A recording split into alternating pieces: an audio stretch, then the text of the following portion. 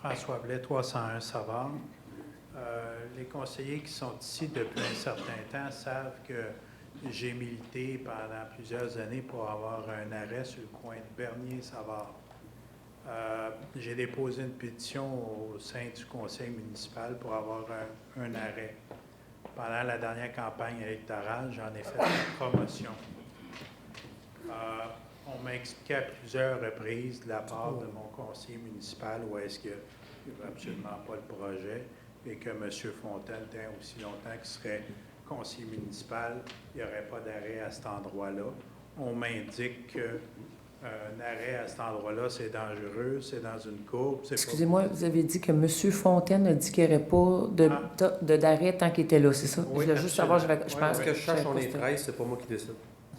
Vous avez exprimé votre opinion. Oui. Et on m'indique que pour des raisons de sécurité, on ne pouvait pas avoir un arrêt à cet endroit-là, la courbe, l'hiver, etc. Soit. Moi, à ce moment-ci, j'aimerais qu'on m'explique, compte tenu de tout ce qui a été dit dans le passé, pourquoi la Ville allait installer un arrêt d'autobus sur le coin de Bernier-Savard, à l'endroit exact où que je demande un arrêt de circulation depuis 7 à 8 ans. Et si c'est bon pour un arrêt d'autobus, ça doit être certainement bon un arrêt obligatoire à cet endroit-là. Au niveau du transport, ou M. Savard? Une information, évidemment. Oui. Je considère que c'est deux situations différentes. Un arrêt d'autobus, évidemment, c'est à l'occasion, ça peut pas arrêter aux heures, tandis qu'un arrêt stop, on comprend que ça arrête. Il y a 8000 véhicules, donc c'est 8000 véhicules qui arrêtent constamment. Je crois que la situation d'un arrêt d'autobus n'est pas en considération sur le même pensée actuellement. C'est un arrêt avec des citoyens qui peuvent être habilités à entrer sur ce coin de rue-là. La notion de sécurité doit s'appliquer dans les deux endroits.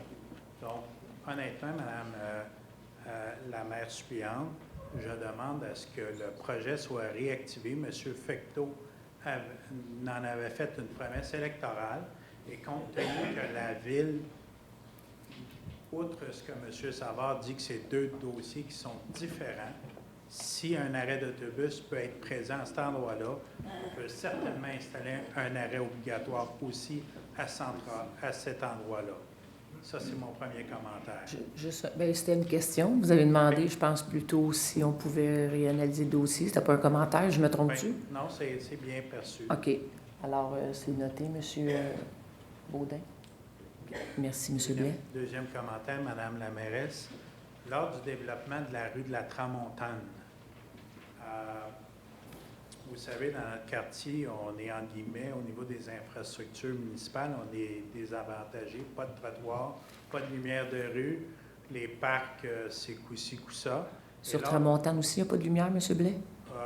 Oui, il y a des lumières, mais vous allez comprendre. OK. Lors du développement de la rue de la Tramontane, généralement, la Ville demande aux promoteurs de réserver un espace pour un espace jeu ou un espace vert pour l'ensemble des résidents. Compte tenu qu'il y avait déjà certains parcs qui étaient déjà aux alentours, la compensation que la Ville a demandée, c'est la bande de terrain qui est derrière la rue de la Tramontane à l'ouest. Et le projet de la Ville, c'était d'y installer une piste cyclable. Ça serait situé en arrière des maisons? En arrière de la rue de la Tramontane. Okay. C'est beau, je veux juste visualiser. Et de la petite rivière qui est là. OK. Moi, il y a un petit ruisseau.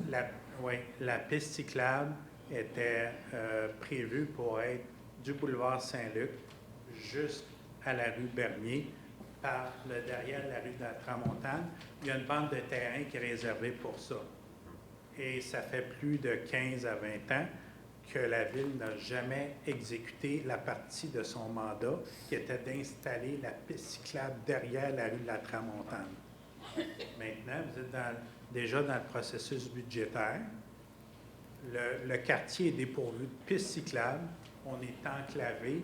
On n'a pas de passerelle pour se transporter d'un territoire à l'autre. Et cette portion-là nous a été consentie à la Ville pour l'installation d'une piste cyclable qui n'a jamais été réalisée par la Ville. Il faudrait finir la question parce que Oui. votre 5 minutes est passée, M. Blais. Je vous demande de réactiver le dossier et OK. de réaliser les engagements que vous étiez supposé de faire avec l'entrepreneur et les citoyens du quartier lors du développement de la OK. Tramontane. Alors, c'est noté, M. Baudin. Merci beaucoup. M. Savard, vous avez une Ouais, question, c'est un commentaire? un supplément d'information pour ne pas amener les gens, induire les gens en erreur. J'avais déjà traité le dossier à l'époque. Ce qui avait été suggéré à l'époque, c'est justement, ils ont cédé le 10 de parc pour la bande arrière de la Tramontane, comme vous mentionnez, M. Blais. Cependant, c'est le promoteur qui promouvait l'installation d'une piste cyclable. Ce n'était pas décidé par la Ville qu'on installait une piste cyclable à cet endroit-là. À moins qu'on ait des papiers. Bien, c'est sûr que les gens qui ont acheté possiblement par le promoteur promouvaient son produit, j'imagine. Mais à ma connaissance, il n'y a aucun projet ou situation de la Ville qui avait des adoptions. Votre 5 minutes est terminée, M. Blais. M'avait avisé tantôt pour qu'il y ait plus de monde possible qui... De réactiver le dossier. Oui, parce que c'est fait. M. Baudin a noté le tout. Il y a un écart entre ce que le conseiller mentionne, puis de un, vous n'étiez pas conseiller municipal dans le temps, c'est avant que vous soyez là. Puis maintenant, où est-ce que moi j'étais présent quand j'ai acheté ma maison, j'étais une des premières maisons sur la rue Savard, dans le nouveau développement, et c'était déjà prévu par la Ville. OK. Mais comme je vous dis, M. Baudin a noté le tout, M. Blais. Merci. Merci.